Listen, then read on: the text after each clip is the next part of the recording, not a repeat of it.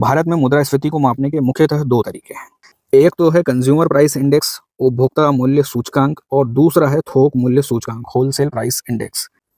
Consumer price index क्या देखता है कि वस्तुओं और सेवाओं की कीमतें कम हुई हैं या ज़्यादा हुई हैं। अब यही बात डब्ल्यूपीआई भी देखता है, लेकिन यहाँ पर दोनों में अंतर है, और मुख्य अंतर यही है कि ये जो कंज्यूमर प्राइस इंडेक्स है, ये देखता है कि कंज्यूमर लेवल पर वस्तुओं और सेवाओं की कितनी कीमतें बढ़ी हैं या कितनी कीमत कम हुई है।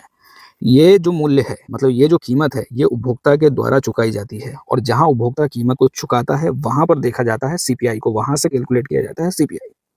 सीपीआई में 4 प्रकार की और मुद्रास्फीति अलग-अलग ग्रुप्स के लिए कैलकुलेट की जाती है। एक तो ये है औद्योगिक श्रमिकों के लिए सीपीआई इंडस्ट्रियल वर्कर, इसको कैलकुलेट किया जाता है लेबर ब्यूरो के द्वारा। एक है कृषि श्रमिकों के लिए सीपीआई, मतलब consumer price index agricultural labour, इसको भी कैलकुलेट किया जाता है लेबर ब्यूरो के द्वारा। एक है ग्रामीण मजदूरों के लिए सीपीआई यानी consumer price index rural labour, इसको भी कैलकुलेट किया जाता है लेबर ब्यूरो के द्वारा। और चौथा है शहरी गैर शारीरिक कर्मचारियों के लिए सीपीआई यानी consumer price index for urban non manual employees, इसको कैलकुलेट किया जाता है central statistical office, ministry of statistics and programme implementation के द्वारा।